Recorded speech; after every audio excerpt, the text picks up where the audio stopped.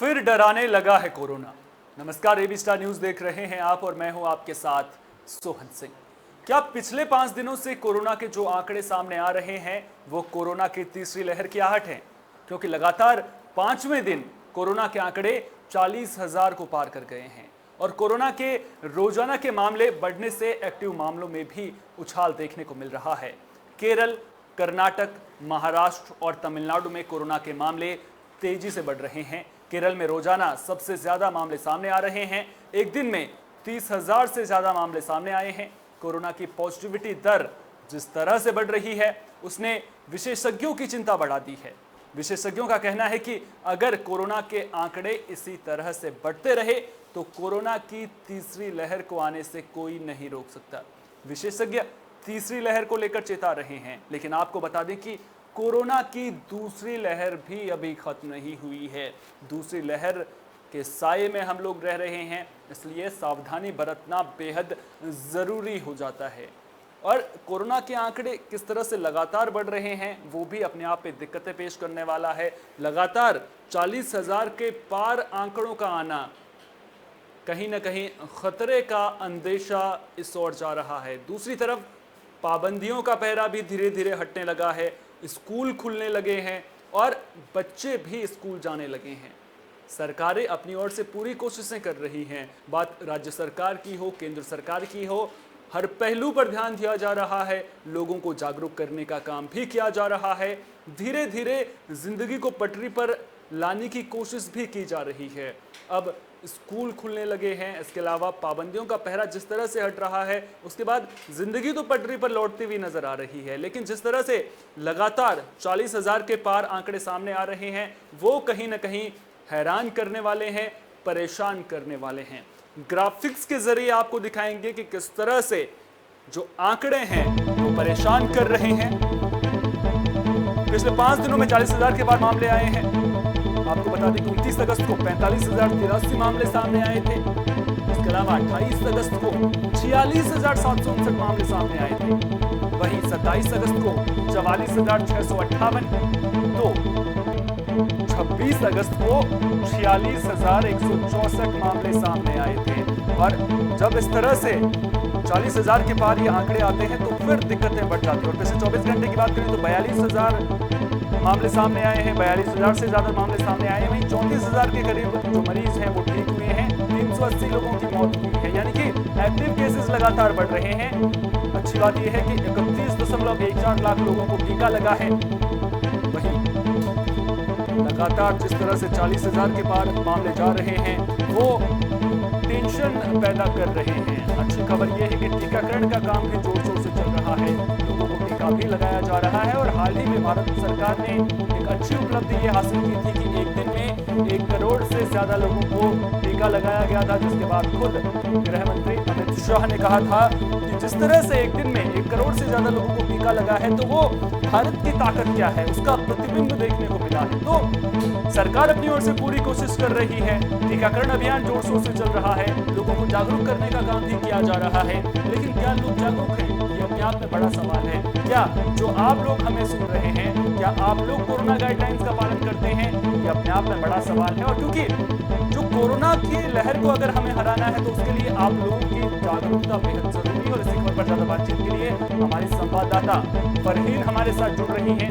Farheen, corona के जो मामले हैं लगातार पिछले 5 दिनों से 40,000 से ज्यादा सामने आ रहे हैं और दूसरी तरफ स्कूल भी खुल रहे हैं। तो जिस तरह से लगातार ये आंकड़े सामने आ रहे हैं तो कहीं ना कहीं चिंता की बात सरकार के लिए भी और खासतौर पर लोगों के लिए भी। तो हम सबसे पहले तो जन्माष्टमी की बहुत बहुत बधाई।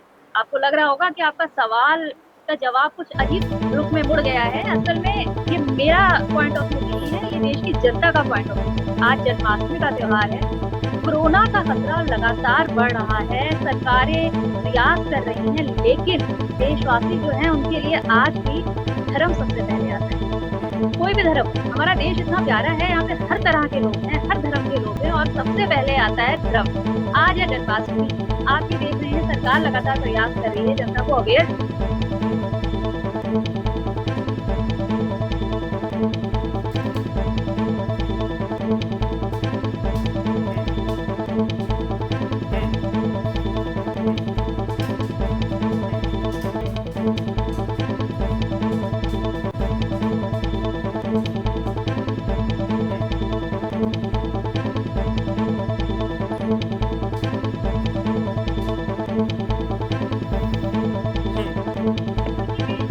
सक्षम नहीं है, इसके लिए आपको ही सारा काम करना पड़ेगा। जैसे कि आप देख रहे हैं सड़कों पर या हर जगह आदमी बिना मास्क के लोग घूम रहे हैं। आप खुद सोचिए क्या सरकार या देश का कोई नेता आपको एक ही कदम पर जाकर कहेगा कि मास्क पहनिए। ये तो आपकी जनरल अवेयरनेस, कितने भी मैंने पढ़े लिखे लोगों को देखा है जो घर के बाहर जा रहे हैं वो मास्क नहीं पहन रहे हैं। अगर एक तरह से ये कानून ना बनाया जाए तो शायद लोग मास्क पहनना भी छोड़ दें। आप अगर सड़कों पे जाते हैं तो आप देखेंगे कि मास्क जो है वो नाक के नीचे लगा होता है। तो जनता क्या दिखाना चाह रही है कि मतलब ये मास्क हमने सरकार को दिखाने के लिए पहना है, हम अपनी सुरक्षा कर ही नहीं रहे हैं असल में। तो यही नतीजा है कि आज आप आंकड़े देख कि कहां से कहां पहुंच रहे हैं। अच्छा, आंकड़ों का आपने जिक्र किया, उसके अलावा आपने धर्म का पहलू भी उठाया। केरल से सबसे ज्यादा मामले सामने आ रहे हैं और जिस तरह से बकरीद पर छूट दी गई थी तो उसके बाद से फिर सवाल शुरू हो गए थे कि आखिर बकरीद पर जब बाकी दिनों बाकी त्योहार हैं वहां पर छूट नहीं दी जा रही है, कांवड़ यात्रा रोक दी गई है, उसके अलावा चारधाम यात्रा पर फिलहाल के लिए रोक लगा दी गई है। तो जिस तरह से केरल में जो कोरोना बम फूटा है, क्या बकरीद पर जिस तरह से ढील दी गई उसको क्या आप जिम्मेदार मानते हैं उसके लिए? देखिए, सिर्फ बकरीद को मैं टारगेट नहीं करूँगी, सारे देश, जैसे मैंने कहा कि देश में हर तरह के लोग हैं, हमारा देश इतना प्यारा है, हर धर्म के लोग हैं, हर त्योहार आते हैं। अभी आप देखेंगे बकरीद गई, नहीं, अगर मैं अभी केरल के पॉइंट ऑफ व्यू पर आपसे पूछना चाह रहा था, क्योंकि केरल से अभी भी 30,000 से ज्यादा मामला सामने आ रहे हैं, तो वहां पर लगातार देखिए, इसी को लेकर के सियासत भी होती हुई नजर आ रही है। मैंने कभी भी सरकार को टारगेट नहीं किया, लेकिन सरकार अपनी तरफ से लगातार प्रयास करती है, लेकिन थोड़ी सी इसमें चूक सरकार की है। क्योंकि देखिए, अभी जैसे योगी सरकार ने आज ऐलान किया है कि रात को 10 बजे से सुबह 6 बजे तक आप लोग जन्माष्टमी में मंदिरों के दर्शन के लिए जा सकते हैं। तो अब आप सोचिए, सरकार ने अपनी तरफ से गाइडलाइन पूरी तरह से लागू कर रखी है, लेकिन उसके बावजूद कहीं न कहीं लोग भीड़ों की तरह से भीड़ में इकट्ठा हो जाएँगे, तो इसका कहीं न कहीं रिज़ल्ट तो आपको देखने को मिलेगा ना। तो ऐसे ही बकरीद के टाइम पे चूक करी गई या काँवड़ यात्रा में अगर परमिशन ले दी जाती, तो ये आंकड़े और बढ़े हुए आते। तो थोड़ी-सी तो सरकार की चूक मानी जाएगी इसमें। सरकार को थोड़ी-सी और सख्ती रखनी चाहिए, लेकिन सिर्फ सरकार को हम टारगेट नहीं कर सकते हैं।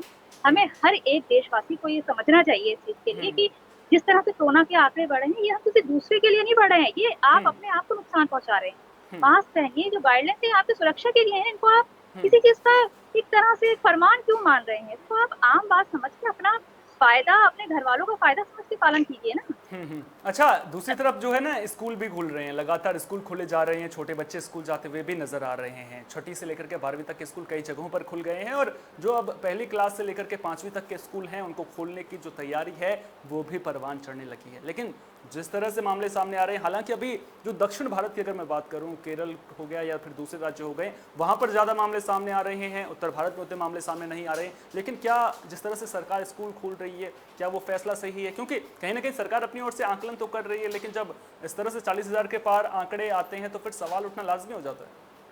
देखिए, हालात देखते हुए मैं यही कहूँगी कि स्वयं स्कूल खोलना किसी खतरे से खाली नहीं। और अगर आप देखें तो यह आंकड़ा लगातार बढ़ेगा और जैसे कि सुनने में आ रहा है कि तीसरी वेव जो है वो लगातार बढ़ने के कगार पर है और केरल में आंकड़े बढ़े हैं, उस तरह से आगे भी बढ़ेंगे। मुंबई में भी जिस तरह से लगातार आंकड़े बढ़ जाते हैं, तो स्कूल खोलना पूरी तरह से सुरक्षित है। ठीक है, सरकार अपनी तरफ से गाइडलाइन लागू कर रही है, 50% बच्चे आएँगे या जो भी उनके लिए गाइडलाइन जारी है, लेकिन पूरी तरह से सुरक्षित नहीं है। लेकिन कब तक स्कूल भी बंद रखे जाएँ? कब तक बाकी आपका जो लाइफ़स्टाइल है उसको रोका जाए? ऐसा हो ही नहीं सकता ना। तो आप ऑफ़िस भी जाएँगे, स्कूल भी जाएँगे, तो इसके लिए सबसे बेस्ट यही है कि आप लोग अपनी ज़िम्मेदारी समझें और अवेयर रहें। तो बिल्कुल कहीं सरकार ना के कहीं ऊपर दोष ना जो जनता है उसका जागरूक होना बेहद जरूरी हो जाता है। बेहद डेल्टा वेरिएंट को लेकर के आपसे मैं सवाल पूछना चाहूंगा। दरअसल डेल्टा वेरिएंट को लेकर के हाल ही में एक रिपोर्ट आई है। रिपोर्ट में कहा गया है कि जो डेल्टा वेरिएंट है वो अगर आपने वैक्सीन लगा ली है उसके बाद भी आपको कोरोना हो सकता है। इसके अलावा जो आपकी इम्यूनिटी बूस्टर का काम करती है, तो आपकी इम्यूनिटी बूस्टर में भी वो सेंधमारी कर सकता है। तो कहीं ना कहीं खतरा बढ़ जाता है और डेल्टा वेरिएंट से ज़्यादा सतर्क रहने की ज़रूरत है। ऐसे में लोगों के बीच में डर का माहौल पैदा ना हो, उसको लेकर के लोगों को क्या कुछ करना चाहिए? और अगर मैं दिनचर्या को लेकर के सवाल पूछूं तो दिनचर्या में क्या कुछ ऐसे बदलाव हैं जो लोग कर सकते हैं ताकि कोरोना का खतरा कम से कम हो? क्योंकि खत्म तो जो है कोरोना का खतरा नहीं होगा, लेकिन कम हो जाए। देखिए सोहन, ये डेल्टा हो या कोरोना का कोई भी वेरिएंट हो, फर्स्ट टाइम कोरोना आया, उसके बाद फिर और इसके वेरिएंट आए। मैं पहले भी जैसे कह चुकी हूँ कि कोरोना वैक्सीन या किसी भी तरह का वैक्सीनेशन जो है वो सिर्फ आपकी इम्यूनिटी बूस्ट करता है, आपको पूरी तरह से सुरक्षित नहीं कर रहा है। किसी सरकार ने ये दावा नहीं किया, या इंडिया हो चाहे फॉरेन कंट्री हो, कि आपने ये वैक्सीनेशन करा लिया है तो अब आप पूरी तरह सुरक्षित हो गए हैं, कोरोना आपको छू नहीं सकता है। तो ये बहुत बड़ी गलतफहमी है किसी की भी, अगर कोई इस तरह से सोच रहा है। हम्म। दूसरी चीज ये, डेल्टा वेरिएंट है, क्या पता कोरोना का नेक्स्ट वेरिएंट भी हमला करे आपके ऊपर। हम्म। सबसे ज्यादा बस एक बचाव आपको करना है। मास्क, सिंपल सी चीज है, मास्क पहने, हाथ सैनिटाइज करें, हम्म। आसपास सुरक्षा का अपना खुद का ख्याल रखें, क्योंकि हम्म। कोई भी जगह हो, आप अपने आप को सुरक्षित रखें, दूसरे की गारंटी आप नहीं ले सकते ना, दूसरा इंसान कहाँ से उठकर आया है। बिल्कुल। तो बस इस चीज का ख्याल रखें, डेल्टा हो या कोई भी वेरिएंट हो, घबराने की जरूरत नहीं है, लेकिन अवेयर रहने की बहुत सख्त जरूरत है। हम्म। तो घबराने की ज़रूरत नहीं है, बस ज़रूरत है तो एहतियात बरतने की, जो कोरोना गाइडलाइंस हैं उनका पालन करने की। एक सवाल और मैं आपसे पूछना चाहूँगा, दरअसल जो लोग जिम्मेदारी से भाग रहे हैं वो केवल खुद को खतरा नहीं पहुंचा रहे हैं, वो लोग पूरे समाज के लिए खतरा बन रहे हैं और अपने परिवार के लिए भी खतरा बन रहे हैं। आखिर सरकार ऐसे जो लोग हैं उनको रोकने के लिए करे तो क्या करे? सरकार अपनी ओर से पाबंदियां लगा रही है। सरकार ने कहा कि आपकी सुरक्षा के लिए आपको मास्क पहनना है और अगर आप मास्क नहीं पहनेंगे तो आपसे जुर्माना वसूल हो जाएगा। तो जो लोग हैं वो कैसे समझेंगे? सरकार अपने स्तर पर काम कर रही है, और ग्रामीण भारत को लेकर के मैं अगर आपसे सवाल पूछूं, क्योंकि ग्रामीण इलाकों में अगर कोरोना फैला तो फिर इसका प्रसार रोकना बेहद जो है वो बहुत ही चिंता का विषय हो जाएगा और बहुत ही पसीने सरकार के छूट जाएंगे। ग्रामीण इलाकों में कोरोना ना फैले उसके लिए क्या कुछ इंतजाम किए जाने चाहिए सरकार की ओर से? और क्या आपको नहीं लगता कि छोटे से छोटे लेवल पर इसको लेकर के बैठकें होनी चाहिए, चाहे बात जिला स्तर की हो या फिर उससे भी छोटे ब्लॉक लेवल पर होने चाहिए, ताकि जो पाबंदियों का पहरा है उसी आधार पर निर्धारित हो और उसी तरह से फिर कार्रवाई की जाए? देखिए सोहन, ये देश इतना बड़ा है और इतनी जनसंख्या यहाँ पर है, और दूसरी चीज ये कि जैसे मैंने कहा कि कोरोना का ये जो वक्त है इतना ज्यादा लंबा हो चुका है कि लोग टूट चुके हैं। जिनके यहाँ हादसे हुए हैं, कोरोना से लोग मरे हैं, उनको कहीं ना कहीं कोरोना का थोड़ा बहुत डर है। लेकिन कहीं ना कहीं जब मैं लोगों को देखती हूँ तो लोगों के, जब सवाल पूछती हूँ कि आपने मास्क नहीं पहना है, तो लोगों की पता है धारणा, मानसिक धारणा क्या हो गई है, लोगों को ऐसा लगता है अरे होना होगा, देखा जाएगा, हो जाएगा, बचना तो है नहीं। और अगर आप ये भी देखें कि जो लोग ज्यादा बचाव कर रहे हैं उनको कोविड हो रहा है, और जो घूम रहे हैं उनको कोविड नहीं हो रहा है। लेकिन तो यहाँ पर ऐसे में एक चीज, कल मैं जा रहा था, सड़क मार्ग से जा रहा था, तो मैंने उस टाइम पे एक इंसान थे, उनसे मैंने सवाल पूछा कि आपने मास्क नहीं पहना हुआ है, आपको कोरोना हो गया तो मुझे पलटकर जवाब मिला कि अगर कोरोना होना होगा तो हो जाएगा, मास्क से क्या हो जाएगा? तो ऐसे लोगों को कहीं ना कहीं जागरूक करने की बेहद जरूरत हो जाती है। देखिए, मैंने जैसे पहले भी कहा, मैं फिर कहूंगी कि सरकार की जिम्मेदारी नहीं है सिर्फ कि वो एक एक बंदे को जाके अवेयर कराए। और जैसे आप कह रहे थे ग्रामीण इलाकों में, तो अगर मैं आपको आंकड़े बताऊं तो ग्रामीण इलाकों से ज्यादा शहरी एरियो में जो है लोग ज्यादा मतलब अवेयर नहीं है। गांव के लोग फिर भी पालन कर रहे हैं। आप ऐसे बहुत से गांव आपने न्यूज में सुना होगा कि बहुत से गांव पूरी पूरी तरह से कोविड को मात दे चुके हैं और पूरी तरह बच रहे हैं। ऐसे बहुत से मैंने प्रधान थे जहाँ गांव के उन लोगों ने बताया कि हमने कोरोना को पूरी तरह से जीत लिया है, यहाँ कोई भी कोविड टेस्टेड नहीं है। लेकिन मसला यही है कि जो आम शहरी लोग हैं और वेल एजुकेटेड हैं, मैं उनको देख रही हूँ, वो मास्क जस्ट नाक के नीचे होता है, तो उनसे पूछा जाएगा हाँ हाँ बस है, लगा लिया। तो अब इसमें आप क्या करेंगे? कैसे एक एक को सरकार पकड़ पकड़ के अवेयर नहीं करा सकती भाई। तो कहीं ना कहीं यही है कि लोग इस चीज को समझें कि ये बहुत बुरी हालात है, और अभी आगे और कैसे, जैसे आपने डेल्टा वेरिएंट के लिए कहा, तो मैं यही कहूंगी कि नेक्स्ट वेरिएंट कोई और आ जाए इससे ज्यादा खतरनाक, तो बचाव नहीं कर सकते हैं हम।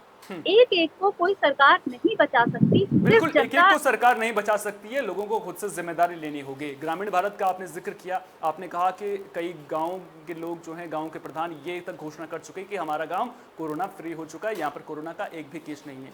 एबी स्टार न्यूज़ ने हाल ही में कुछ खबरें ऐसी भी दिखाई थी जिसमें हमने देखा था कि गाँव में टेस्टिंग ही नहीं हो रही है। जब टेस्टिंग ही नहीं हो रही तो फिर कोरोना के मरीज कहाँ से आएंगे? और दूसरी चीज़, ग्रामीण भारत का जिक्र मैं यहाँ पर इसलिए करना चाहता हूँ क्योंकि जो दूर सुदूर के इलाके हैं वहाँ पर वैक्सीनेशन बड़ी चुनौती बन जाता है। तो ऐसे में कहीं ना कहीं जो ग्रामीण इलाके के लोग हैं उन्हें बेहद ज़्यादा जागरूक होने की ज़रूरत है। और एक और चीज़ मैं इसमें ऐड करना चाहूँगा कि हमने कुछ खबरें ऐसी भी दिखाई हैं कि ग्रामीण इलाकों में लोग वैक्सीन लगवाने से डर रहे हैं। लोगों को लगता है कि अगर वैक्सीन लगवाएंगे तो उनकी जान को नुकसान हो जाएगा या फिर कुछ खतरा होगा उससे। तो कई तरह की धारणाएं या फिर भ्रांतियां भी लोगों के मन में चल रही हैं। तो उसको लेकर के आप क्या कहेंगे? क्योंकि लोगों का जागरूक होना बेहद ज़रूरी है, और जब लोग वैक्सीन लगवाने से डरेंगे तो फिर इससे ज़्यादा हैरानी की बात और क्या हो सकती है? इंतहा जरूरी है और सरकार अपनी तरफ से लगातार प्रयास कर रही है। अब जैसे आपने कहा, बहुत से एरिया ऐसे हैं जहां अभी कोई तरह से वैक्सीनेशन नहीं हो पा रहा है, तो जाहिर है सरकार उन एरिया को मतलब छोड़ने के मूड में तो नहीं है, आज नहीं तो कल वहाँ किसी तरह से सुविधा मुहैया कराई जाएगी।